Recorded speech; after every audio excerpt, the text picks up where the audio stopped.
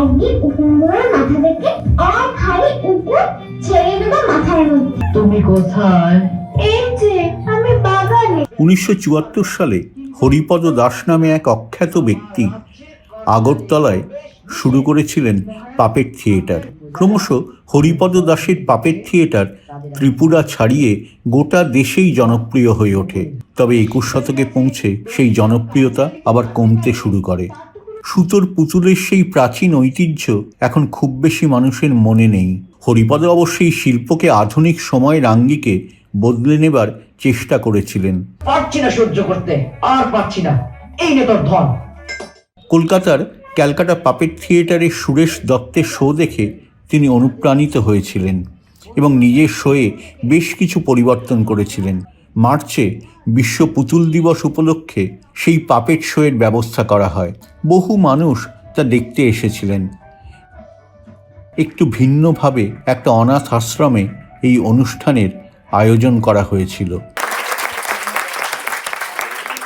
ছোটবেলা থেকে বাবার হাত ধরে পাপেট এলাম, বাড়িতে যেহেতু ছিল। পরবর্তীকালে 99-এ বাবা মারা যাওয়ার পর দলের দায়িত্ব আমার ওপর এসে পড়লো। আমরা ভারতবর্ষে বাচ্চাদেরকে দিয়ে পুতুল নাচ শিখিয়েছি। প্রতি মাসে চতুর্থ রোববার আমরা বাচ্চারা, আমাদের একটা রুফটপ আছে 40-50 সিটের, এখানে আমরা বাচ্চারা প্রতি মাসে শো করতো। আমাদের এটা দেখে সঙ্গীত নাটক একাডেমি আমাদেরকে গুরু শিষ্য পরম্পরার জন্য আমাদেরকে সিলেক্ট করে বাচ্চাদেরকে স্কলারশিপ দিল। প্রতি মাসে 2 বছর ধরে ওদেরকে প্রতি মাসে 2,500 টাকা করে স্কলারশিপ দিত। তো 8টা বাচ্চা তৈরি হয়েছে, ওরা সব ধরনের পাপেট করতে পারে। 1974 সালের 19 নভেম্বর চিলড্রেন্স ডে উপলক্ষে ত্রিপুরার মঞ্চে প্রথম আধুনিক পুতুল নাটক লব কুশ অনুষ্ঠিত হয়। এরপর ধীরে ধীরে রাজার কাহিনী, পৃথ্বীরাজের মতো ক্লাসিক নাটকগুলো আধুনিক রড পাপেট স্টাইলে মঞ্চস্থ হতে থাকে। বুঝলে?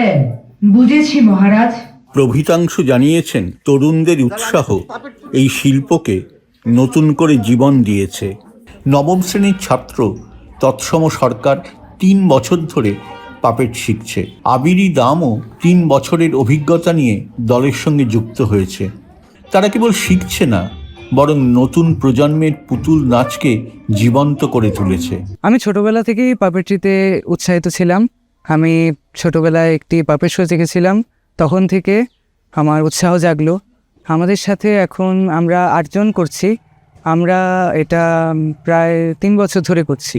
আমি চাইবো আমার ছোট ভাই বোন যারা রয়েছে তারা যেন এগিয়ে আসে আমার সাথে, আমাদের সবার সাথে যেন তারাও মিলেমিশে পুতুল নাটকে ভালোবেসে কাজ করে।